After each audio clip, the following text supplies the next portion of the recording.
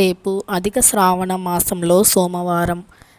ఈసారి శ్రావణ మాసం అనేది అధిక మాసంగా వచ్చింది. అయితే సహజంగా పరమశివుణ్ణి శ్రావణ మాసాల్లో పూజిస్తే చాలా మంచి ఫలితం కలుగుతుంది అని శాస్త్రాలు చెబుతున్నాయి. సంవత్సరం అంతా పూజించిన పూజ కన్నా శ్రావణ మాసాల్లో మరియు కార్తీక మాసాల్లో శివపూజ చేస్తే ఎంతో గొప్ప ఫలితం ఉంటుంది అని శాస్త్రాలు పురాణాలు తెలియజేస్తూ ఉన్నాయి. పరమశివుని అనుగ్రహం కోసం చాలామంది ఎదురు చూస్తూ ఉంటారు. పరమశివుడు ఎల్లప్పుడూ మన వెంటే ఉండి మన కష్టాలకి పరిష్కారాన్ని చూపిస్తూ కష్టాల నుండి గట్టెక్కిస్తూ అన్ని దారులు మూసుకుపోయినా ఏదో ఒక దారిని తెరిపిస్తూ మనకంటూ ఒక మంచి జీవితాన్ని ప్రసాదిస్తాడు ఆ పరమశివుడు. పరమశివుణ్ణి నమ్ముకున్న ఏ ఒక్కరూ కూడా ఎప్పుడూ కష్టాల పాలు అవ్వరు. ఎప్పుడూ కూడా అష్టైశ్వర్యాలు ఆయురారోగ్యాలు ఆనందాలతో ఉంటారు అని శాస్త్రాలు చెబుతున్నాయి. అయితే పచ్చకర్పూరం అంటే పరమశివునికి మహాప్రీతికరం. పచ్చకర్పూరంతో చేసే ఈ పరిహారాలు పరమశివుని మనసుని గెలుస్తాయి. మన ఇంట్లో శ్రేయస్సు సంపద కలుగుతాయి. అయితే ఈ అధిక మాసంలో కానీ అధిక శ్రావణ మాసంతో పాటు నిజ శ్రావణ మాసంలో కూడా పరమశివుణ్ణి భక్తి శ్రద్ధలతో పూజించాలి. అలానే కర్పూరంతో ఈ పరిహారాన్ని మీరు శ్రావణ మాసంలో కావచ్చు అధిక శ్రావణ మాసంలో కావచ్చు చేయండి. ఇలా శ్రావణ మాసాల్లో కర్పూరంతో పరిహారాన్ని చేయడం వల్ల మీరు కోరుకున్నంత ధనం వచ్చి పడుతుంది. సిరి సంపదలు కలుగుతాయి. మీకు కోట్ల డబ్బుతో పాటు కేజీల బంగారాన్ని కూడా పరమశివుడు ప్రసాదిస్తాడు. అంటే కోట్లు సంపాదించే అనేక రకాల మార్గాలు అనేవి చూపిస్తాడు. ఇక మన బుద్ధి బలాన్ని ఉపయోగించి మనం సంపాదించుకోవాలి. అంతేకాని కూర్చున్న దగ్గరికి డబ్బులు వచ్చి పడాలి అంటే అది అసాధ్యం. కష్టపడుతూ ఉండాలి. కష్టాన్ని నమ్ముకొని ముందుకు సాగాలి. అప్పుడు కష్టం పడుతున్నప్పటికీ ఫలితం రాకపోతే ఇక ఈ పరిహారాల వల్ల ఖచ్చితంగా మన జీవితం అనేది మారిపోతుంది. మనకున్నటువంటి దరిద్రం జ్యేష్ఠాదేవి యొక్క చెడు ప్రభావం అలానే శనీశ్వరుని యొక్క చెడు ప్రభావం కూడా తొలగిపోయి జాతకంలో రాజయోగం పడుతుంది. మరి పచ్చ కర్పూరంతో ఎలాంటి పరిహారాలు చేయాలో ఇప్పుడు తెలుసుకుందాం. పచ్చ కర్పూరం యొక్క సువాసన అంటే లక్ష్మీదేవికి సకల దేవతలకి ఎంతో ఇష్టం. పచ్చ కర్పూరాన్ని ప్రత్యేక రోజుల్లో ఉపయోగించి పరిహారాలు చేస్తే సకల సంపదలు కలుగుతాయి. ఇంట్లో ఉన్న దరిద్రం తొలగిపోయి ఇంట్లోకి ధనలక్ష్మి అడుగు పెడుతుంది.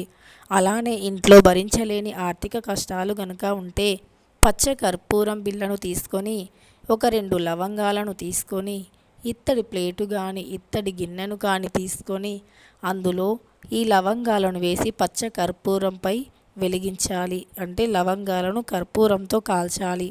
అలా చేస్తూ ఉంటే గనక ఇంట్లో ఉన్నటువంటి దరిద్రం నెగిటివ్ ఎనర్జీ పోతుంది. ఇలా అనునిత్యం రాత్రి పడుకునే ముందు చేయాలి. ఇలా మీ హాల్లో చేసిన పర్వాలేదు, మీ వంటగదిలో చేసిన పర్వాలేదు. అలానే పచ్చ కర్పూరంతో రేపు సోమవారం రోజు ఏం చేయాలి అంటే పచ్చ కర్పూరాన్ని తీసుకోండి. తీసుకున్నాక పరమశివుడి ఫోటో కానీ విగ్రహం ముందు కానీ ఉంచండి. అలా ఉంచి ఆ కర్పూరాన్ని పరమశివుని పూజ మొత్తం అయిపోయే వరకు అలానే వదిలేయండి. శివ పూజ ప్రారంభమయ్యి ముగిసిన తర్వాత అంటే దీపధూప నైవేద్యాలు వేశాక మీ మనసులో ఉన్న కోరికను చెప్పుకోండి. అలానే ఓం నమ శివాయ అనే మంత్రాన్ని 11 సార్లు జపించండి. ఓం నమ శివాయ అనే మంత్రానికి ఎంతో శక్తి అనేది ఉంటుంది. తీరని కోరికలు సైతం తీరిపోతాయి. ధనధాన్యాలు ఖచ్చితంగా వస్తాయి. అన్ని దారులు మూసుకుపోయిన కష్టంలో ఉన్నా సరే మీకు ఏదో ఒక మంచి మార్గాన్ని చూపించి మిమ్మల్ని ఒక మంచి దారిలో నడిపిస్తాడు పరమశివుడు. ఎన్ని కష్టాలు ఉన్నా ఆ కష్టాల నుండి గట్టెక్కిస్తాడు ఆ పరమశివుడు. ఇక అలా శివ పూజలో పచ్చ కర్పూరాన్ని ఉంచి ఆ కర్పూరాన్ని తీసి మీరు పర్సులో కానీ లేదా మీరు ధనం దాచుకునే డబ్బు దాచుకునే ప్రదేశంలో అంటే బీరువాలో కానీ లేదా అల్మారీలో కానీ ఉంచండి. అలా ఉంచడం వల్ల మీ ఇంట్లో సిరి సంపదలు కలుగుతాయి. అష్టైశ్వర్యాలు భోగభాగ్యాలు కలుగుతాయి. అంతేకాకుండా కొంచెం పచ్చ కర్పూరం యొక్క పొడిని తీసుకోండి. దానిని నీటిలో కలపండి. అలా నీటిలో కలిపి ఆ నీటితో పరమశివలింగాన్ని అభిషేకించండి. ఇలా పచ్చ కర్పూరం యొక్క పొడిని కలిపిన నీటితో పరమశివుణ్ణి అభిషేకించడం వల్ల, ముఖ్యంగా ఈ అధిక శ్రావణ సోమవారం రోజున పచ్చ కర్పూరం కలిపినటువంటి నీటితో అభిషేకిస్తే గనుక మీ ఇంట్లో సిరుల వర్షం కురుస్తుంది. సహజంగా మన అందరికీ తెలిసినదే, పరమశివుడు అభిషేక ప్రియుడు. అభిషేకాన్ని చేస్తూ ఓం నమః శివాయ అంటే చాలు సకల కోరికలు తీరుస్తాడు ఆ పరమశివుడు.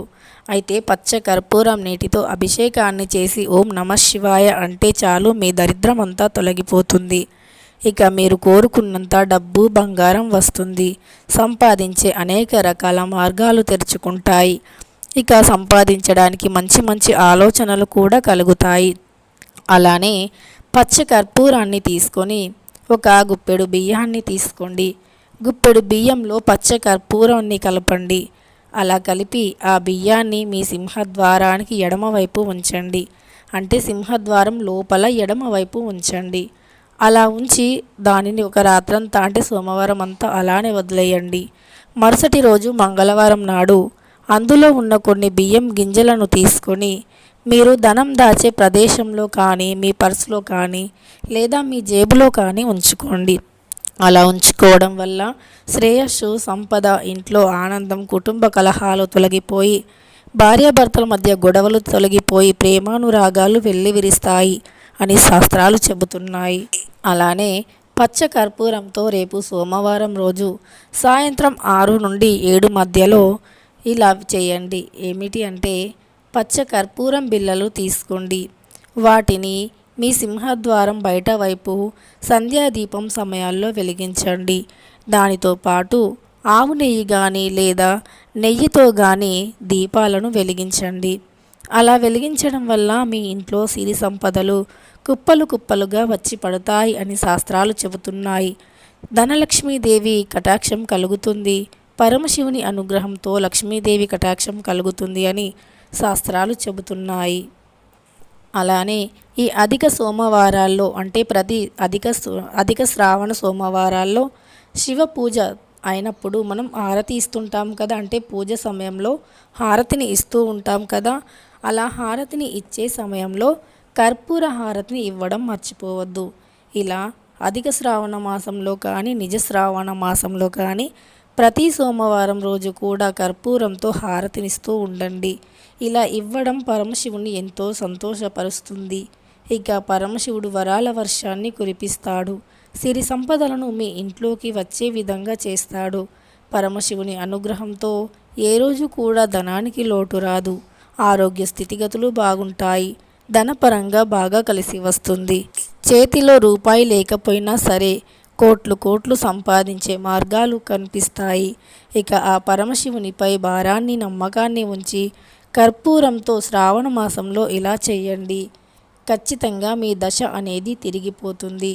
అలానే శ్రావణ మాసంలో ఖచ్చితంగా శుక్రవారానికి, అలానే సోమవారానికి, శనివారానికి ఎంతో ప్రాముఖ్యత ఉంటుంది. కాబట్టి ఈ అధిక శ్రావణ మాసంలోనైనా, నిజ శ్రావణ మాసంలోనైనా సరే ప్రతి సోమవారం కర్పూరంతో ఈ విధంగా చేయండి.